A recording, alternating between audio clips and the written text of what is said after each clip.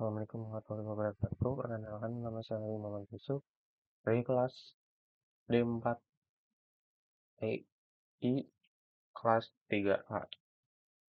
Di video kali ini saya akan menjelaskan tentang 3 poin, yaitu definisi sistem informasi geospasial, konsep geospasial, dan juga jenis datanya.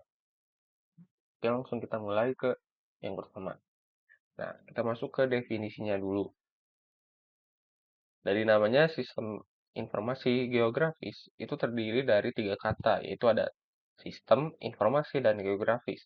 Yang pertama itu apa itu sistem? Jadi sistem adalah suatu kesatuan yang memiliki tujuan, dan tujuan tersebut adalah untuk menghasilkan si informasinya itu sendiri. Dua, lalu apa itu informasi? Nah, informasi adalah kumpulan data yang dimasukkan ke dalam suatu proses atau sistem, kemudian nanti diolah sehingga menghasilkan luaran atau outputan berupa informasi. Nah, jadi untuk inputnya itu adalah data dan outputnya itu adalah sebagai informasi. Nah itu SIG itu adalah sistem informasi, berarti sebuah sistem yang mengolah data menjadi informasi. Jadi kita masuk ke definisi apa itu geografis. Geografis itu artinya geo adalah bumi, grafis yaitu citra atau gambar. Nah, jadi ketika kita bicara geografis, kita membahas gambaran bumi dalam bentuk 2 dimensi atau 3 dimensi. Ya, dalam matematika digambarkan untuk 2 dimensi itu ada 2 sumbu, yaitu ada sumbu X dan juga Y. Sedangkan untuk 3 dimensi itu ada 3 sumbu. Ada X, Y, dan juga ada Z, yaitu sumbu ruangnya. Ketika kita berbicara tentang gambaran ruang, ini berkaitan dengan spasial atau geospasial, yaitu bagaimana tata ruang bumi. Nah, bumi dianggap sebagai bola. Hmm. Bumi di apa namanya? Bumi dianggap atau kita diasumsikan sebagai bola, sehingga penentuan posisi di permukaan bumi menggunakan derajat titik nol. Nah, titik nol ini tuh yang sudah kita sepakati berada di Greenwich, sedangkan titik 0,0-nya itu ada di Teluk Guinea atau di Teluk Afrika.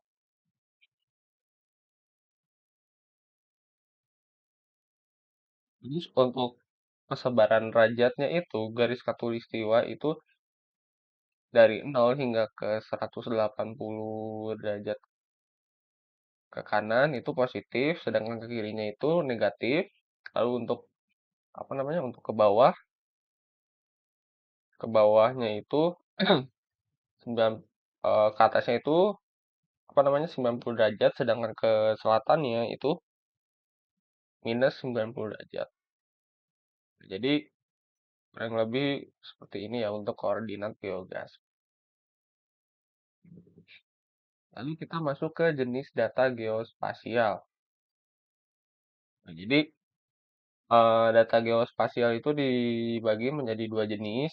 Pertama, ada data vektor dan juga raster. Nah, itu data vektor.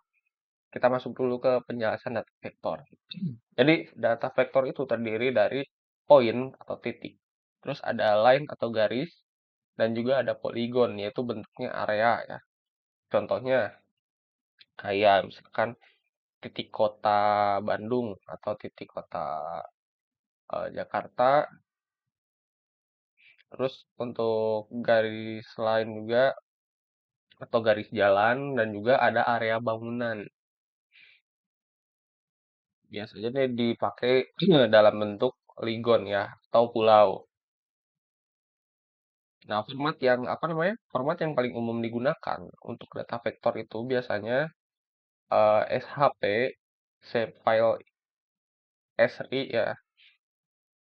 Di dalamnya itu bisa berisi kumpulan poin, line, atau poligon yang mewakili suatu objek di permukaan bumi. Lalu sedangkan data raster adalah data berupa gambar atau foto yang terdiri dari pixel. Jadi sifatnya itu nggak bisa diubah si bentuknya, hanya bisa dibaca atau dianalisis saja.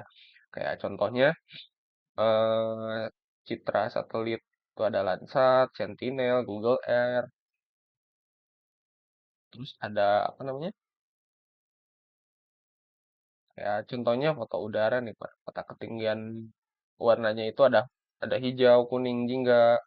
Terus untuk file-filenya itu biasanya ada TIFF, terus ada JPG, ada PNG. Nah, untuk contohnya tuh kayak misalkan bentuk Pulau Sumatera yang terlihat tumpukannya itu adalah poligon, jadi bentuknya poligon atau vektor.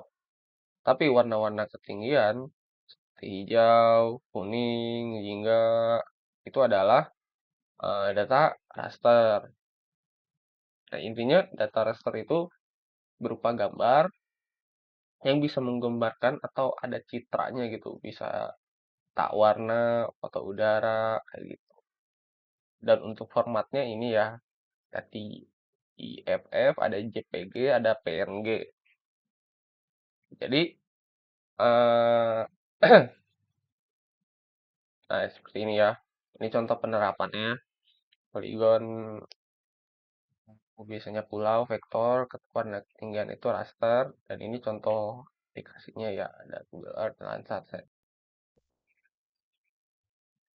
Jadi kita eh, kesimpulannya, jadi sistem informasi geospasial ini adalah sistem yang mengolah data berbasis lokal di permukaan bumi, baik dalam bentuk vektor ataupun raster, sehingga menjadi informasi yang bermanfaat untuk pemetaan, analisis ruang, dan berbagai kebutuhan lainnya. Oke, mungkin sekian video yang bisa saya menjelaskan. Mohon maaf jika ada kekurangan. Assalamualaikum warahmatullahi wabarakatuh.